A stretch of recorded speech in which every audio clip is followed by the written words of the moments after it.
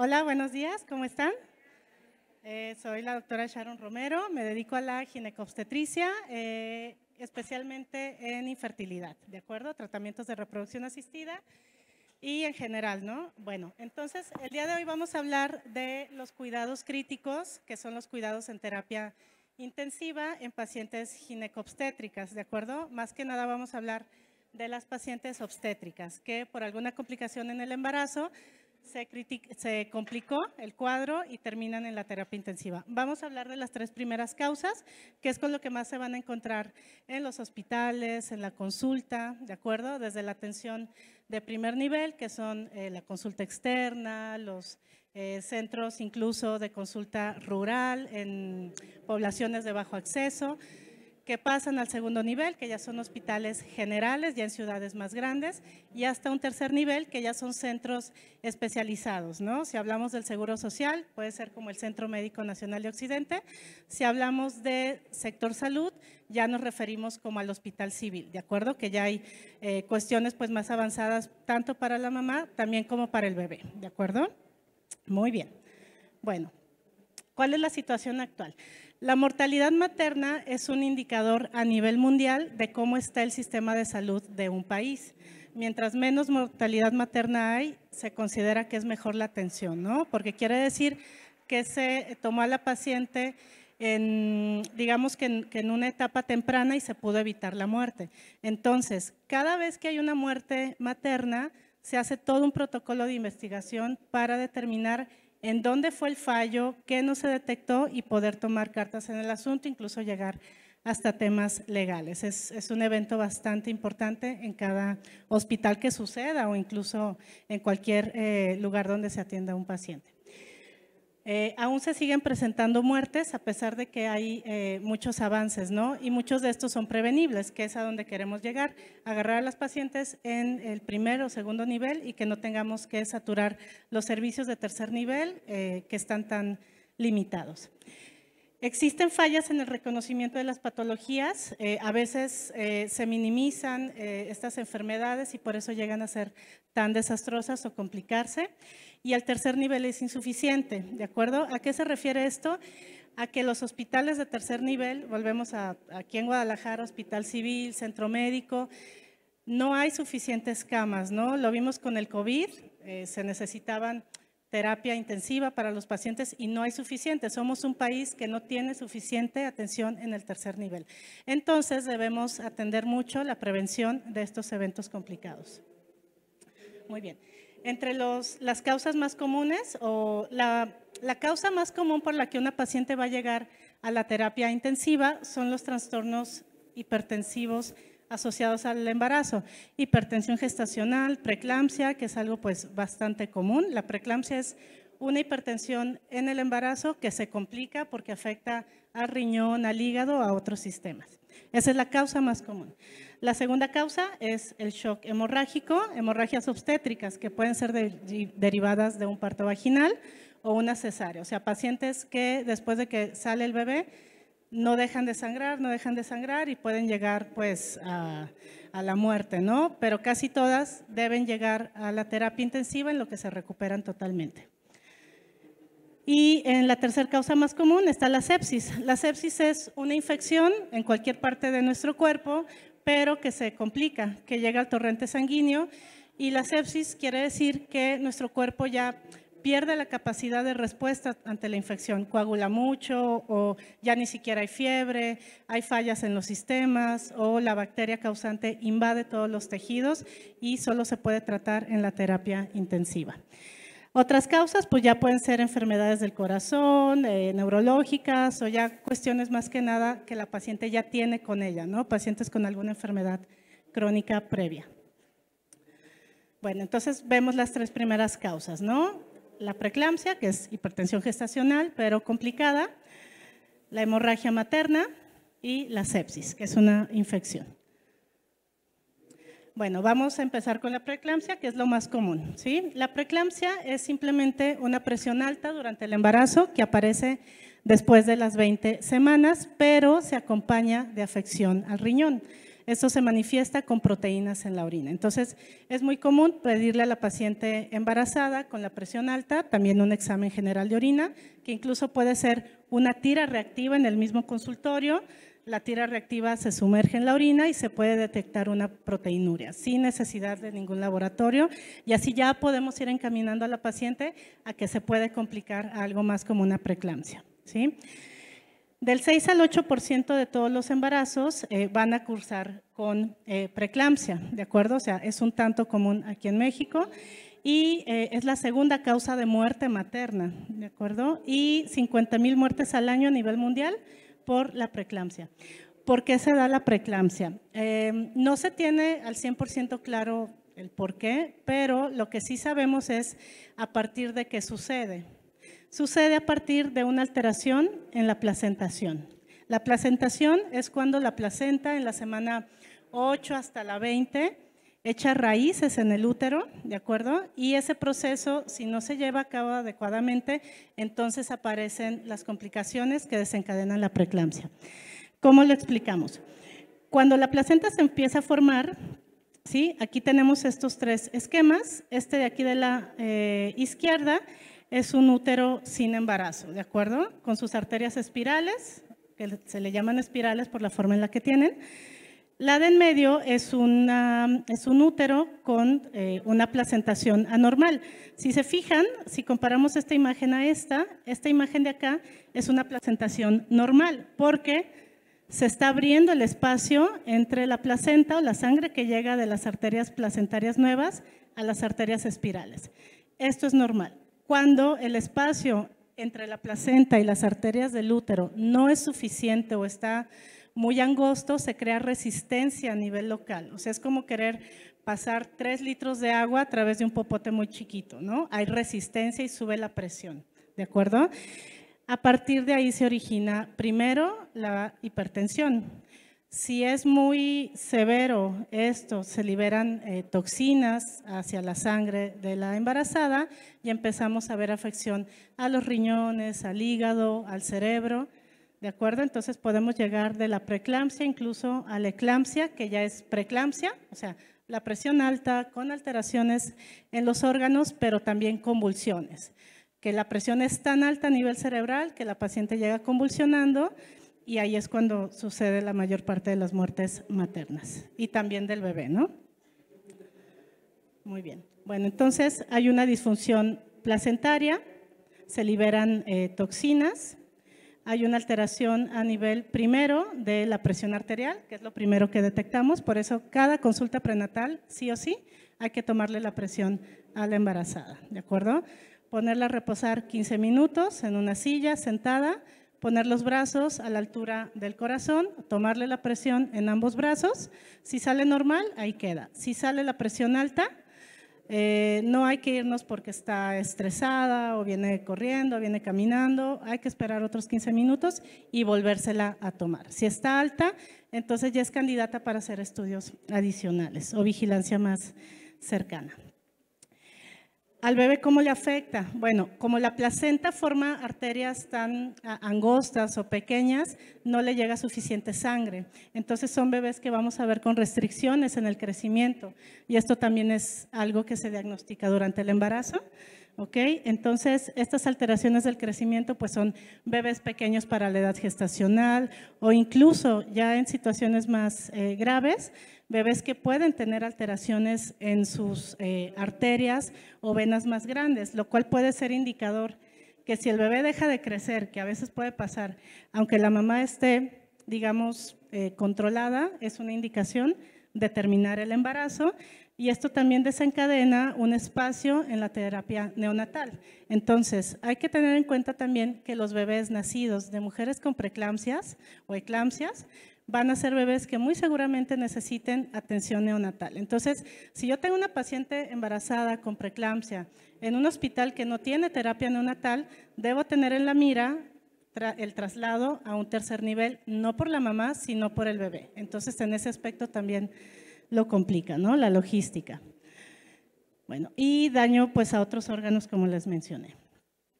El síndrome HELP y la eclampsia, que también son diagnósticos bien comunes en la terapia intensiva, en la que pueden estar las mujeres embarazadas o ya después de haber tenido al bebé, son complicaciones dramáticas de la preeclampsia.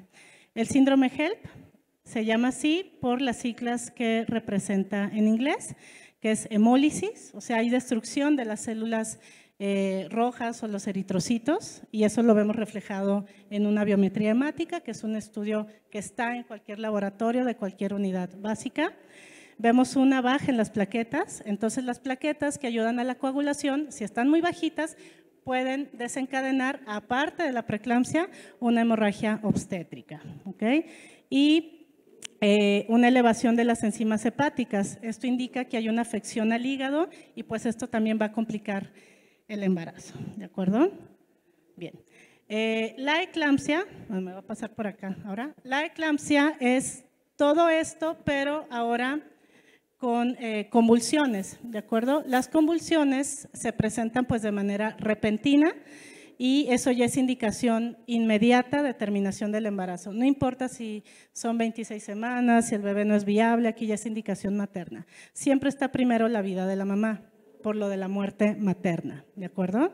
Entonces, siempre la vida de la mamá primero. Si hay estos diagnósticos, es indicación de planear el nacimiento del bebé. El ginecólogo decide si lo mejor es por parto o lo mejor es por cesárea, pero es indicación inmediata de terminación del embarazo. Después de estos eventos, hay que ingresar a la paciente a la terapia intensiva y el bebé muy seguramente también a la terapia neonatal, vigilando el restablecimiento de la función de los órganos. La única solución o tratamiento definitivo a la preeclampsia, síndrome HELP o estas complicaciones es la terminación del embarazo, porque la placenta, mientras esté ahí, va a estar generando toxinas, va a estar generando todos estos eventos y la única solución es sacar la placenta, o sea, que nazca el bebé. A partir de eso, uno espera que se restablezcan las funciones renal, o sea, vigilar la diuresis, que haya un buen gasto urinario por laboratorios, la presión arterial que se vaya normalizando, pero gran parte de estas pacientes van a quedar hipertensas de por vida. Entonces, no es nada más de que nace el bebé y ya adiós, ¿no? Hay que darle seguimiento con la presión arterial, dejarlas con antihipertensivo y a largo plazo comentarles que pueden desencadenar hipertensión y vigilar. También checar la función hepática a través de estudios de laboratorio. Muy bien. Bueno, entonces ahora nos vamos a ir con la segunda causa, que es la hemorragia obstétrica, que yo diría que es la más dramática dentro de todas las causas porque aparece de repente. No hay forma de anticiparla, no hay laboratorio, no hay nada. Es un evento que se da en minutos, ¿de acuerdo? A partir del nacimiento, ya sea por parto o cesárea. ¿Por qué es tan dramático la hemorragia obstétrica? Bueno, en el embarazo, el útero, que es un órgano pues usualmente del tamaño de nuestro puño, crece muchísimo, 20 veces más para alojar a un bebé de hasta 4 kilos en el embarazo. Entonces, esto obliga a que todas sus arterias tengan un volumen o una capacidad de arterial o de sangre pues mucho más alto, ¿no? Hablamos que aumenta de 600 a 700 mililitros por minuto, o sea que si una paciente está sangrando después del parto, esto es lo que va a sangrar por minuto, entonces en 5 minutos ya se me vació, o sea, ya se me fue, ya se murió, ¿no? Entonces, este evento es el que más hay que tener en la mira en cuanto a actuar de manera inmediata. El espacio intervelloso es el espacio de la placenta que aloja toda esta sangre que está alimentando continuamente al bebé. Va a constar de hasta 120 arterias espirales y las arterias uterinas, ¿no? Las arterias uterinas son las que nutren al útero y viene directamente de la ilíaca interna que viene de la aorta. La aorta es la arteria más grande de nuestro cuerpo, entonces recibe una irrigación pues casi directa. Después de que nace el bebé, debe haber una contracción uterina que me cierra todo este circuito y eso es lo fisiológico, ¿no? O sea, esto evita que una paciente ya no sangre. Si no hay esta contracción uterina, que es una de las causas por las que puede haber una hemorragia obstétrica, entonces voy a tener este vaciado de sangre tan rápido y que puede llevar a la muerte de la paciente. Hay que hacer una hemostasia local si es que esto no ocurre, ¿no? Pero, bueno, pasando al tema, ¿Cómo lo definimos? Cualquier pérdida de sangre mayor o igual a 1 litro, ya sea en un parto o una cesárea, ya se define como una hemorragia obstétrica. Se puede acompañar de signos o síntomas de hipovolemia. Hipovolemia es una pérdida de sangre significativa. Si es en un parto, pues hay que estar pendientes de los signos vitales de la paciente, o si no contamos con monitores, ahorita hablamos de algunos signos físicos que podemos ver en ella.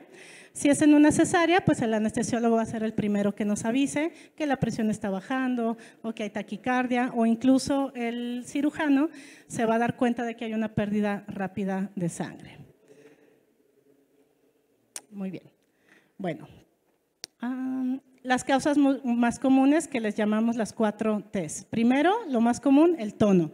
Ante una hemorragia obstétrica hay que checar si el útero está bien contraído, ¿no? Que esa es tarea del ginecólogo y hará sus maniobras correspondientes. La segunda causa es el trauma, laceraciones, por ejemplo en el parto, laceraciones en el cuello del útero, laceraciones vaginales o laceraciones incluso en el útero que me estén dando el sangrado. La tercera causa, tejido, o sea, que me quede un fragmento o restos placentarios en el útero y eso es una llave abierta a que se siga perdiendo sangre, ¿no? Que esto también pues es fácilmente corregible, simplemente extrayendo ese tejido en exceso. Y la cuarta T, que se llama trombina, se refiere a todos los factores de coagulación en nuestra sangre, plaquetas, tromboplastinas, todo lo que está corriendo en nuestra sangre que se encarga de hacer una coagulación efectiva. Que esto en teoría deberíamos identificarlo. Usualmente todas las pacientes cercanas a los 9 meses de terminación del embarazo deben contar al menos con una biometría hemática y unos tiempos de coagulación. Si yo me doy cuenta que la paciente tiene los tiempos de coagulación alargados, las plaquetas bajas o incluso tiene una anemia, ya debe encenderme un foco rojo y es motivo suficiente para enviarla a un segundo o un tercer nivel porque el parto, la cesárea no va a ser seguro en un hospital que no tenga al menos un banco de sangre, ¿de acuerdo? Porque no voy a tener cómo reponerle la sangre que puede perder y eso me lo va a complicar. Los signos y síntomas. Esto es en caso de que pues, no tenga ningún monitor, ¿no? ¿Cómo me voy a dar cuenta que la paciente está teniendo un sangrado? Porque esto puede ocurrir en la sala de recuperación. Ya todo el mundo se fue, el anestesiólogo se fue, el ginecólogo se fue, la paciente está en la cama con la cobija, entonces pues yo no me doy cuenta, ¿no? Pero muchas veces la paciente nos va a referir, siento palpitaciones, me está corriendo el corazón muy rápido, aturdimiento o intranquilidad, se ponen muy nerviosas, sienten que algo malo está pasando y hay que hacerles caso, ¿sí? Entonces, la frecuencia cardíaca, pues se las podemos tomar tan fácil como con el pulso radial, ¿no? Ok, tiene taquicardia, entonces me fijo si hay algo más. Cuando ya tengo una pérdida de más de 1 litro, ya hay debilidad, sudoración y una taquicardia franca de 100 a 120 latidos por minuto. Cuando la pérdida ya es mayor, ya hay inquietud, ya puede haber confusión, o sea que ya no tenga la paciente totalmente alerta. Si tengo una sonda urinaria, que es en el caso de las pacientes por cesárea, puede haber una disminución del gasto urinario y la taquicardia va a ser mayor, ¿sí? La conducta del corazón hacia cualquier pérdida de sangre en cualquier situación es la taquicardia, ¿de acuerdo? Trata de bombear más sangre para mantener la oxigenación suficiente. Y si ya la pérdida es bastante, casi el 50%, pues ya definitivamente son pacientes aletargadas o casi dormidas, ¿de acuerdo? Que están incluso boqueando porque ya la oxigenación no es suficiente. Disminución total de la orina y un colapso, ¿no? O sea, ya ni siquiera, si tienen un monitor, ya no le vamos a detectar la presión arterial y la taquicardia va a ser aún mayor. Los factores de riesgo. Como les decía, si yo tengo ya alguna cuestión con la paciente de laboratorios, ya la puedo poner como en riesgo. Pero también pacientes que tienen algo llamado placenta previa, que es una placenta que en lugar de que esté en su lugar normal, está muy baja y son placentas que pueden sangrar. Placentas desprendidas, un aumento muy rápido de las contracciones en el trabajo de parto. Embarazos ectópicos, mole hidatiforme, que son diagnósticos que ya la paciente debe traer con ella, ¿sí? También, por ejemplo, trabajos de partos prolongados, pacientes que están más de 12 horas pujando, ¿no? Que las tienen con oxitocina, con suero, a ver si dilatan y dilatan. El útero se cansa después de tantas horas de trabajo de parto, ¿no? Entonces, cuando nace el bebé, el útero, que es un músculo al final del día, si está muy agotado, no va a tener la fuerza necesaria para contraerse, ¿sí? Y la contracción es lo que más me va a frenar una hemorragia posparto. O un trabajo de parto muy rápido también, ¿sí? Que esto puede ser a causa de medicamentos. Anestesia, analgesia, distensión por coágulos. Esto puede pasar mucho en la sala de recuperación. Pacientes que después de una cesárea acumulan coágulos porque no tuvieron ninguna dilatación y entonces la sangre se retiene en el útero. O bebés, esto también es bien importante, bebés grandes, bebés de mamás diabéticas que pesan más de 4 kilos o embarazos gemelares, ¿sí? De 2 o 3 bebés, son úteros que crecen bastante y también el músculo del útero al estar tan distendido pierde su capacidad de contraerse inmediatamente después del nacimiento del bebé o de los bebés. La obesidad también, la obesidad en mamá o la historia de una hemorragia en algún embarazo previo, partos prematuros, sepsis, también la preeclampsia, por lo que comentábamos que podían estar los laboratoriales anormales, ¿de acuerdo? Y bueno, muchas otras cuestiones, ¿no? Forceps, parto de pelvis o de nalgas. Ok.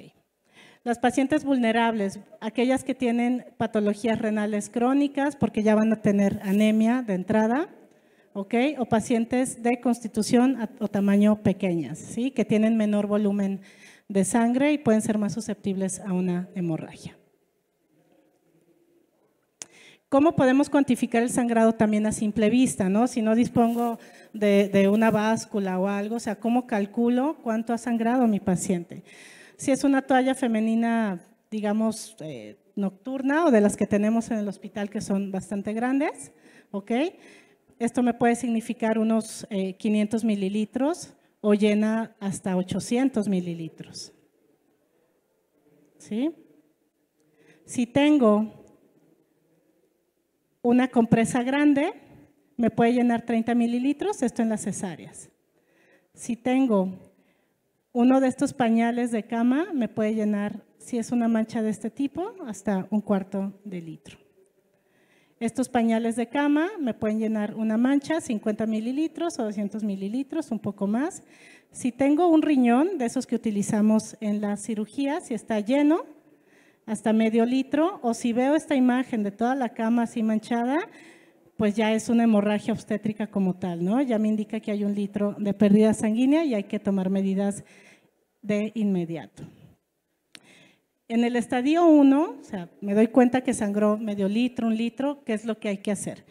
Primero, pedir ayuda. Esto no se puede solucionar con una persona sola, ¿sí? Ni el ginecólogo solo, ni la enfermera sola, ni el anestesiólogo. Hay un equipo en cada hospital de respuesta inmediata a hemorragia obstétrica, que es parte de los protocolos de seguridad en cada centro. Hay que pedir ayuda y notificar al equipo, monitorear los signos si es que no tenemos el monitor, ¿no? Si tenemos manera de conectarla, pues la conectamos o llevarla a un lugar donde podamos monitorearla. Asegurar acceso intravenosos con catéter grande. A veces tienen el catéter con un goteo súper lento, que no llega a ser a chorro. Hay que agarrar al menos 2 vías con un catéter de un buen calibre para poder pasar líquidos o en su momento también sangre, que también requiere estos catéteres grandes. Masaje uterino bimanual. Volvemos a lo de las causas más comunes, ver si el tono está adecuado y si no está, pues masaje. Es un músculo y reacciona al masaje también el músculo del útero y a veces eso me puede dar más tiempo. Aumentar el flujo de oxitocina. Casi todas las pacientes en sala de recuperación, ya sea después de un parto o una cesárea, están con un suero que tiene un flujo de oxitocina constante. Reanimación de volumen, o sea, pasar soluciones, lo que se tenga a la mano, Salina, Hartmann, lo que se tenga y posiblemente después con sangre o productos sanguíneos, ¿no? Los productos de sangre, hablamos de reponer nada más glóbulos rojos o eritrocitos, y ya los otros productos sanguíneos se refiere a reponer también los elementos que acompañan a los glóbulos rojos en la sangre, que pueden ser las plaquetas, los factores de coagulación y el plasma. Administrar al menos un medicamento diferente a oxitocina, que esto, bueno, ya le tocará al ginecólogo, pero sí es importante, y ahorita los vamos a ver, qué medicamentos debemos tener en mente o conocer, las presentaciones o al menos los nombres. Examinar, pues lo que decíamos, si hay laceraciones, si hay fragmentos de placenta retenidos o hay inversiones uterinas u otras causas de sangrado. Si fue una cesárea y estamos en plena cesárea, pues considerar alguna intervención quirúrgica, ¿no? Hay muchos dispositivos hoy en día, los vamos a ver, y hay muchas suturas que podemos hacer para salvar el útero, ¿no? Retirar el útero o una histerectomía, pues ya sería como el último paso a considerar. El manejo inicial entonces, masaje uterino y en un parto checar si hay algún tejido lacerado. La inversión uterina son partos o incluso cesáreas en los que el ginecólogo jala muy rápido, de manera muy brusca, la placenta y se trae el fondo del útero hacia afuera, ¿sí? En este caso, pues obviamente pues uno se da cuenta en el momento y simplemente hay que regresar el útero. Hablando de los manejos conservadores, durante una cesárea, pues se pueden poner diversas suturas en las principales arterias que nutren al útero y así evitar el paso de más sangre hacia el útero, que es el que va a estar perdiendo la sangre. Manejos conservadores, hablamos de manejos que evitan que se retire el útero. Estas son algunas de las suturas, esta se llama V de Lynch, que significa poner una sutura que abarque todo el cuerpo uterino y que me apriete o que force que el útero se contraiga. Y ahí se deja, pues ya para que se reabsorba después, no se retira. Hay muchos otros tipos de suturas, pero todos buscan contraer el cuerpo uterino de manera forzada, con hilos que tengan gran poder de tensión, de manera longitudinal o transversal o de manera muy puntual. Por ejemplo, esta de hecho son para casos en los que la placenta se identifica que está muy adherida en puntos focales, ¿de acuerdo? Entonces, al sacar ese fragmento, uno se da cuenta que también te llevaste cierta parte del músculo del útero y entonces hay que poner esas suturas focales. Este balón intrauterino se llama balón de Bakri. Lo tienen casi todos los hospitales y es un dispositivo muy útil. Cuando todo lo demás no ha hecho efecto, ya le hice masaje, ya le pasé medicamentos, sigue sangrando, tal vez ya no tanto, pero no deja de sangrar. Entonces, antes de considerar una histerectomía o retirar el útero, este balón es muy útil, es un balón, es muy parecido a una sonda de Foley y una sonda urinaria, solamente que el balón, que es lo que se queda inflado dentro de la vejiga, aquí en este caso puede alojarme hasta 100 mililitros. Entonces ahí lo que hacemos es llenar de líquido ese balón dentro del útero y eso me comprime las paredes uterinas, ¿ok? Y después se tracciona, o sea, se jala hacia el exterior y eso también ayuda a que las arterias que alimentan al útero, las arterias uterinas, se obliteren o yo las, digamos que las tapo y dejo a la paciente con ese balón dentro del útero hasta el siguiente día. Al siguiente día, ya después de corroborar que el sangrado haya parado, ya se va quitando el líquido de manera gradual hasta retirarlo por completo. Tiene una salida, ¿ok? O sea, dentro de este tubo tiene unos orificios que me van drenando la sangre para que yo me dé cuenta si ya paró el sangrado o si me sigue sangrando, verificar que sea cada vez menor. Otro dispositivo, que este es el más nuevo, se llama HADA System. Es un dispositivo el cual esta lengüetita de aquí es la que se introduce al útero y después uno jala y hace un vacío. Esta lengüetita tiene varios orificios y entonces el vacío que uno hace me succiona el útero de manera central para recrear una contracción uterina igual forzada, ¿sí? Todas estas maniobras o dispositivos me deben simular una contracción uterina forzada.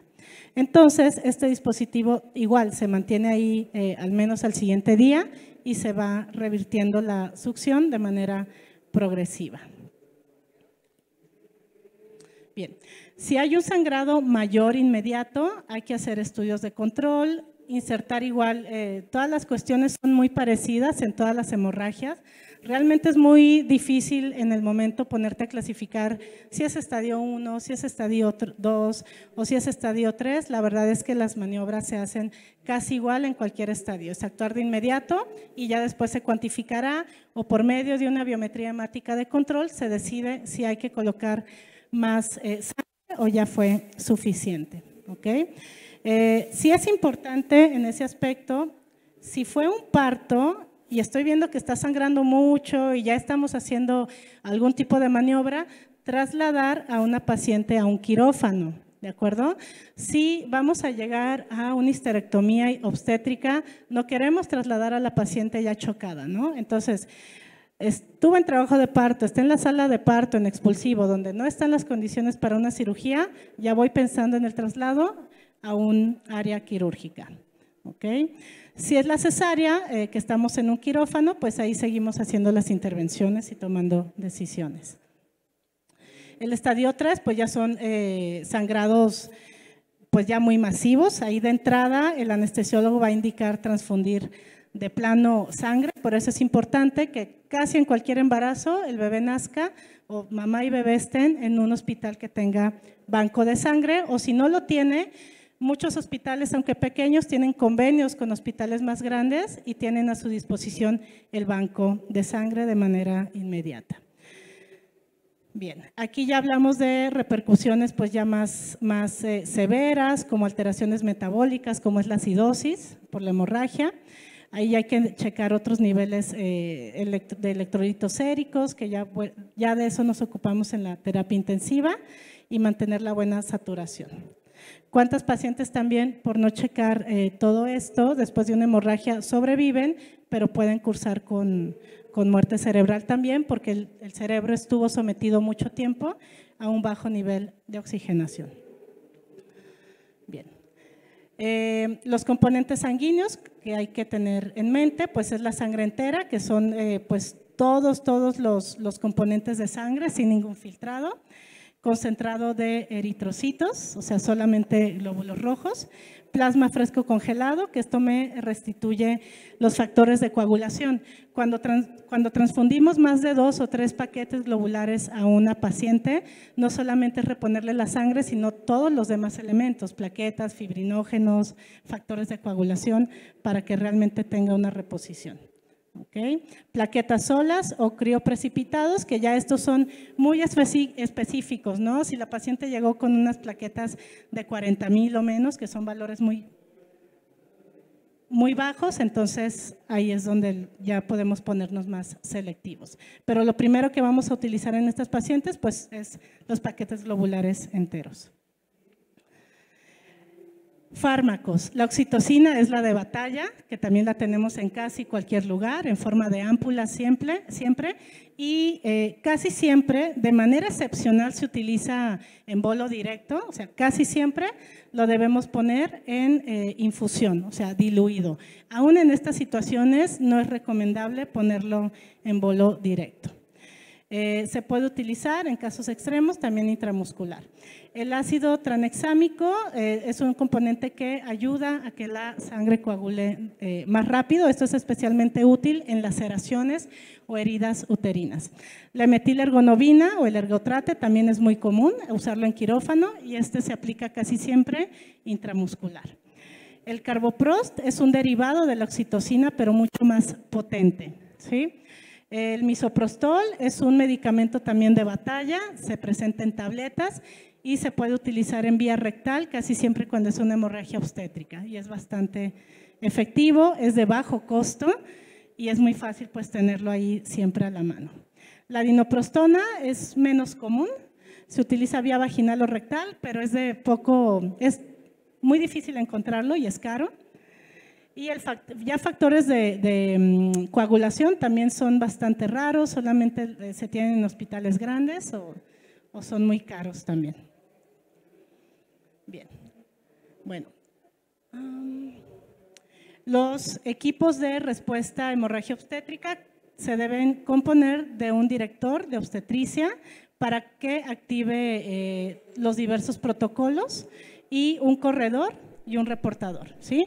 El director está dirigiendo a todo el equipo, anestesiólogo, ginecólogo y quien esté ahí con la paciente. El corredor es el encargado de llevar y traer exámenes de laboratorio, medicamentos o dispositivos que necesitemos. Y el reportador es el que está como checando todos los eventos, ¿no? Para que al final tengamos el reporte de lo que pasó. Porque si termina en una muerte materna, se interroga a todo el que tuvo contacto con la paciente para determinar en quién caen las responsabilidades del evento.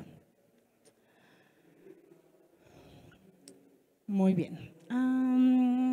Estas son cuestiones de pacientes que ya tienen alguna alteración de coagulación ya previa, que es importante saberlo. Aquí nos vamos al historial de la paciente, que tenga por familia alguna enfermedad de la coagulación y pues prever los medicamentos adecuados. Entonces, para resumir, las intervenciones no quirúrgicas, que son las primeras a considerar: masaje uterino, líquidos, taponamiento del útero con los dispositivos que ya vimos, ¿sí? Y bueno, las consultas. Durante una hemorragia obstétrica es muy común que necesitemos de cirujanos, cirugías de trauma, más equipos de anestesia, radiólogos, oncólogos, urólogos, ¿no? Si se llega a una histerectomía obstétrica, puede ser la cirugía bastante difícil o necesitamos varias manos para que la paciente esté segura. Bien, lo mismo de las histerectomías y demás. Ok, ahora nos vamos con la sepsis en el embarazo. La sepsis es la tercera causa de muerte materna en unidad de cuidados intensivos en el mundo. Como les comentaba, la sepsis es la presencia de bacterias, ¿okay? O un foco de infección que puede ser en el útero con el bebé o fuera del útero. ¿Cuáles son los factores de riesgo? Tratamientos de reproducción asistida, cesáreas y gestaciones múltiples. ¿Por qué estos factores de riesgo? La cesárea, bueno, es una cirugía en la que abrimos un espacio que se supone está estéril y al estar en contacto mucho tiempo, pues el útero, los músculos y demás, pueden fácilmente entrar bacterias. O si había alguna bacteria en el saco que contiene al bebé, rompemos esa barrera de protección y entonces podemos sembrar esa bacteria en la cavidad abdominal. En los tratamientos de reproducción asistida, en estos tratamientos muchas veces también se invade el espacio uterino con inseminaciones o en las fertilizaciones in vitro también se colocan embriones que provienen de un lugar externo, ¿sí? En ese caso, usualmente todos estos elementos, que es el preparado del semen o los embriones a partir de un in vitro, están preparados con antibiótico, pero no están exentos de tener bacterias. Entonces es un tanto común ver en estos embarazos, después de un tratamiento de reproducción asistida, signos de bacterias que están colonizando la bolsa del bebé, ¿no? En la gestación múltiple, el estar la paciente con 2 bebés o más casi siempre va a terminar en cesárea. Ya es muy raro que hoy en día la sometamos a un parto vaginal, ¿no? Entonces, pues ya sabemos que por default va a ser una cesárea y esto va a elevar el riesgo de que haya una infección después de la cirugía. La definición de la sepsis es una disfunción de los órganos por una respuesta anormal a la infección. O sea que si la infección se sale de control, el cuerpo pierde su capacidad normal de respuesta y empieza a haber incluso una hipotensión, que es lo más común o el primer signo, o sea, pacientes con una presión demasiado baja, que aquí por definición sería una sistólica menor de 100. Una frecuencia respiratoria mayor de 22, o sea, empiezan a respirar muy rápido, y un estado mental alterado. Si se fijan, aquí no aparece la fiebre, ¿de acuerdo? Uno pensaría, está infectado, pues hay fiebre, ¿no? Pero justamente por una respuesta normal a la infección, la capacidad de generar fiebre muchas veces se pierde. Por eso este diagnóstico en embarazadas y sobre todo en pacientes ya geriátricos, pacientes ancianos, se pierde. Lo menos que uno piensa es que están infectados porque no hay fiebre, pero resulta que sí, ¿no? Entonces en la sepsis ni siquiera está la fiebre como requisito. Por eso es que a veces no se diagnostica de manera oportuna.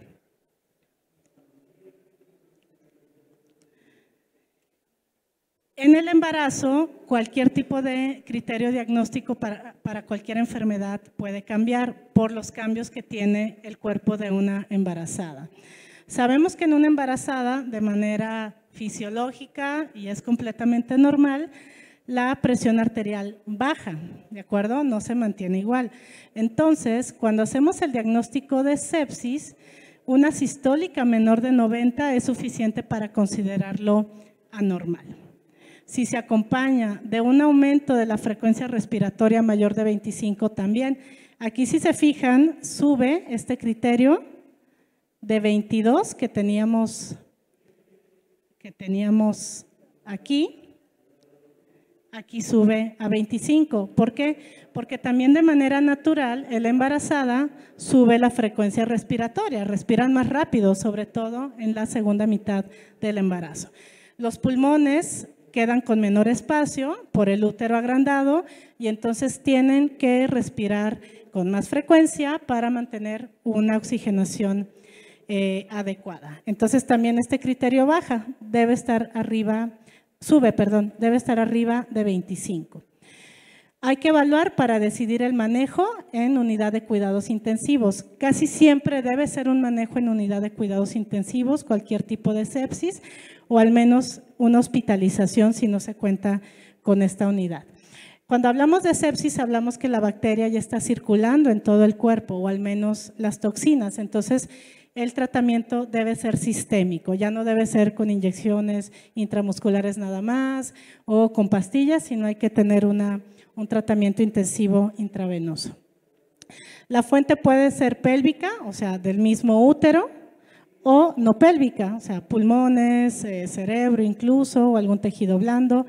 De hecho, la más común es la no pélvica, si es previo al parto. O sea, si tengo una paciente que todavía está embarazada y tiene sepsis, es poco común que sea dentro del útero, porque si no me daría otros signos, entonces hay que buscar otro lugar de contaminación. La sepsis que se dan de fuentes pélvicas o del mismo embarazo de útero o el saco amniótico son más los casos dentro del parto y en el parto, que por alguna maniobra, que también pues aquí tiene que ver la limpieza con la que se atiende a la paciente, que todo esté esterilizado, podemos sembrar alguna bacteria y a partir de ahí causarle una sepsis posterior. Las bacterias más comunes están aquí en estos cuadros, ¿ok? Entonces, ya eso se determina a partir de cultivos o del sitio donde se da la infección, el sospechar qué bacteria y decidir qué antibiótico les vamos a dar. Bien. ¿Cuál es el seguimiento en la terapia o cómo lo voy a manejar? Primero, reconocer precozmente el cuadro séptico. Un cuadro séptico, si no se reconoce, como ya tenemos alteración en la presión arterial, como ya tenemos alteración de la respiración, muy frecuentemente, si no la atendemos, se va a ir a una disfunción orgánica. Si me daña riñones y el hígado al mismo tiempo y no lo trato, la paciente va a morir, ¿no? Entonces, el diagnóstico precoz es muy importante para poder sacar a la paciente adelante. Un soporte vital oportuno y adecuado, ¿no? Aquí ya entran los medicamentos de terapia intensiva para forzar un aumento en la presión arterial, incluso intubar o suplementar con oxígeno. Importante verificar dónde está el foco séptico y drenarlo si es que hay un absceso y así poder tratarlo de manera local. y el tratamiento antibiótico efectivo, ¿no? Identificar cuál es el foco, de ser posible hacer cultivos, o hay muchos esquemas empíricos, ¿no? Que se empieza con una combinación de antibióticos específico y de acuerdo al cultivo en evolución se puede ir cambiando el tratamiento de manera más dirigida. Otras causas en las que la paciente puede ingresar a la terapia intensiva usualmente ya son causas ya conocidas por la paciente. Pacientes que llegan hipertensas al embarazo y no se controlan bien.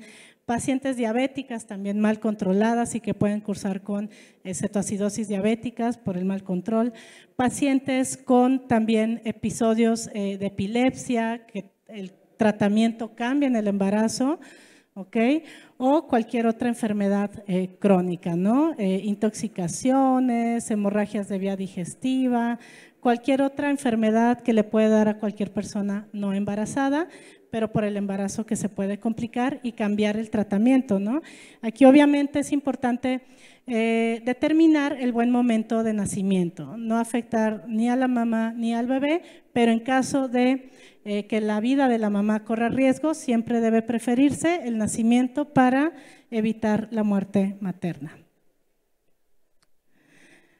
Las intervenciones más comunes en la unidad de cuidados intensivos, y esto viene a por qué es más común que ingresa la paciente a estas unidades, que sería la hemorragia obstétrica, son las transfusiones de hemoderivados, ¿no? Sangre, plaquetas, eso es lo más común a lo que va a ser sometida la paciente. ¿Okay? Ventilación mecánica también, si tuvo una hemorragia obstétrica o tuvo preeclampsia muy severa, llegó a convulsionar o tiene una sepsis muy severa, entonces ventilación mecánica o intubación, así como lo conocemos todo.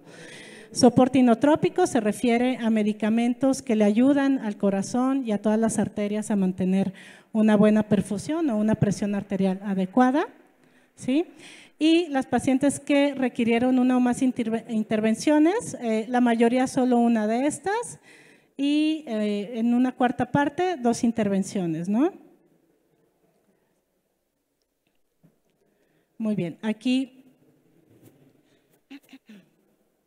volvemos a las complicaciones, esto es bien importante porque no quiere decir que si ya la paciente sobrevivió al evento, que la llevó a terapia, va a quedar 100% bien, ¿no? En un 15% de los casos quedan con afecciones renales. La preeclampsia, que es de lo más común aquí en México, puede llevar a la paciente a que quede solo con un riñón funcional o incluso con insuficiencia renal y necesidad posterior de diálisis peritoneal o incluso hemodiálisis o requerir un riñón nuevamente, ¿no? Un trasplante renal. Neurológicas, esto sobre todo cuando hay hemorragias masivas, que no se cuida bien la oxigenación y el cerebro queda con baja oxigenación por mucho tiempo. Entonces, en conclusión, ¿qué debemos hacer ante cualquier sospecha? Evaluar o sospechar, actuar, tomar estudios o una segunda opinión y nuevamente reevaluar hasta que la paciente esté pues en buen estado, ¿no? Pero siempre reevaluar. Muy bien.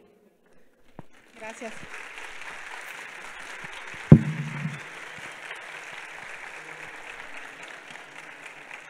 ¿Alguien tiene alguna pregunta?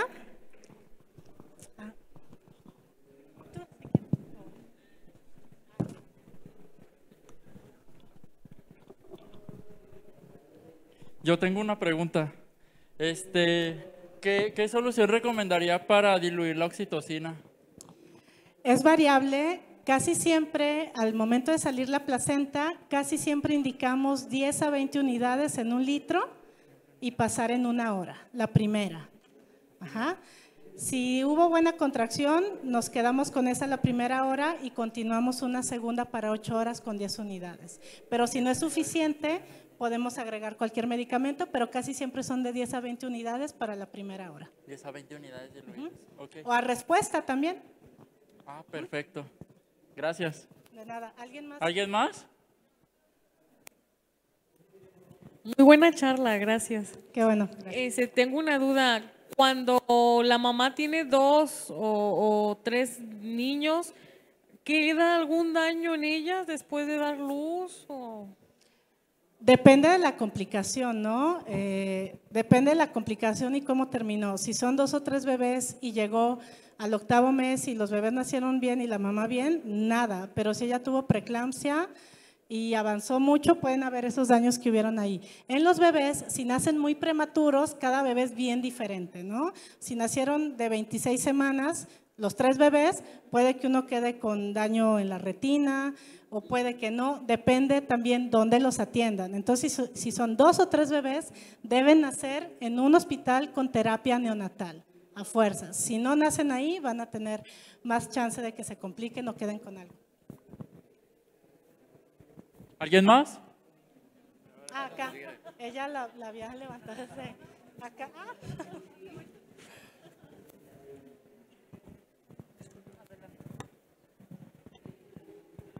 Hola, buenos días, mi nombre es Elizabeth. Mi duda es, ¿qué llega a pasar cuando una parturienta llega a tener prolaxo, pero no de placenta, sino de cordón? ¿Qué tantos riesgos hay para el feto, para la madre, o tanto qué consecuencias llega a tener eso? Si hay prolapso de cordón, es indicación inmediata de nacimiento por cesárea. No hay que intentar el parto, porque el prolapso de cordón es que sale el cordón primero que la cabeza del bebé. Si trato de que el bebé salga por vagina, voy a sellar el cordón y el bebé va a morir. Entonces ahí es inmediatamente a cirugía y que nazca el bebé por cesárea.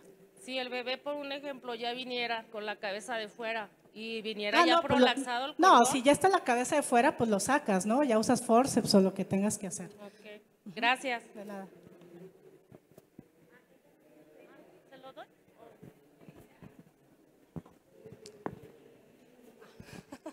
Buenos días, doctora. Mi pregunta es la siguiente. Para las enfermedades como epilepsia, diabetes, hipotensión, hipertensión, aunque el producto venga para nacer de una forma natural, ¿es indicada la cesárea? Si es diabetes y el bebé pesa más de 4 kilos, cesárea, porque puede haber una laceración de 4º grado, o sea, de vagina a ano en la mamá. Es un producto muy grande.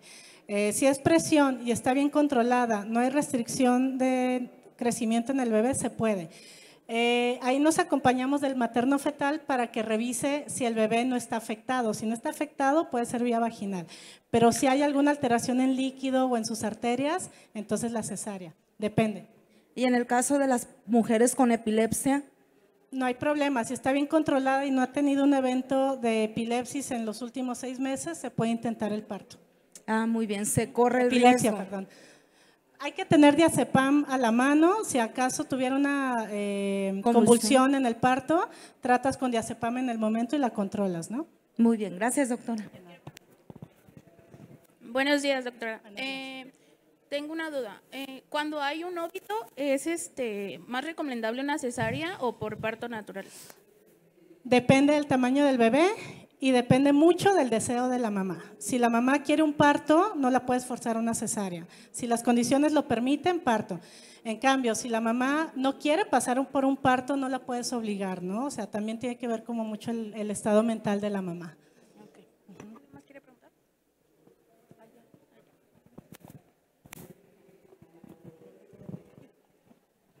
Buenos días, doctora. Primero que nada, gracias por la ponencia. Mi duda es, en cuestión al dispositivo intrauterino, ¿se puede llegar a presentar algún efecto secundario? No, porque lo dejas por 24 horas y vigilas, pero efectos secundarios no. Son de plástico y es muy raro que te laceren o te compliquen. Son muy nobles. Gracias. Y acá tenemos otra persona.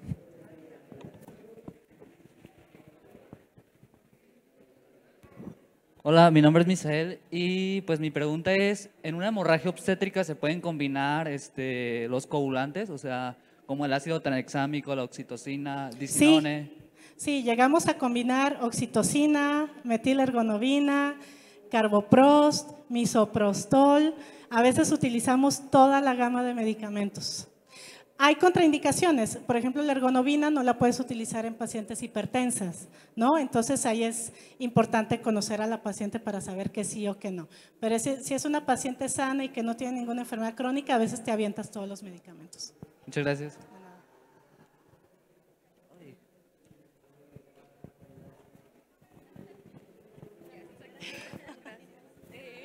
Buenos días.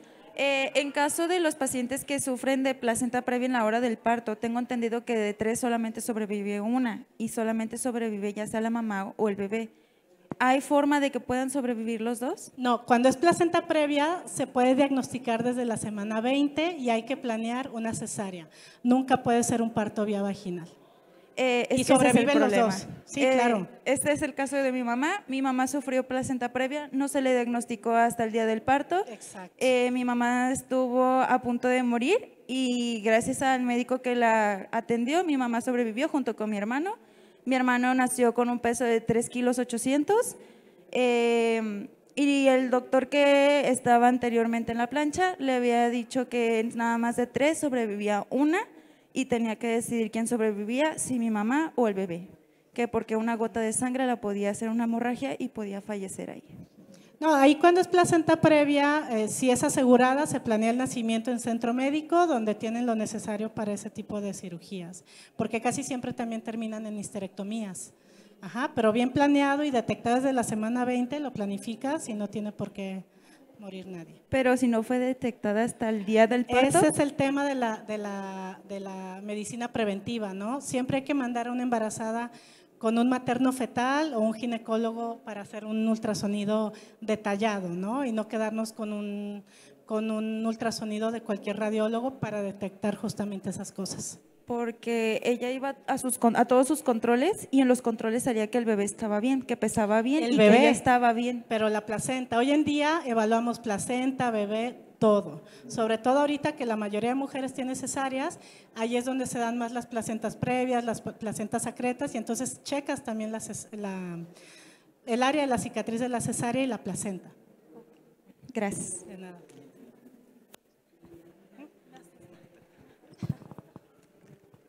¿Alguna otra pregunta?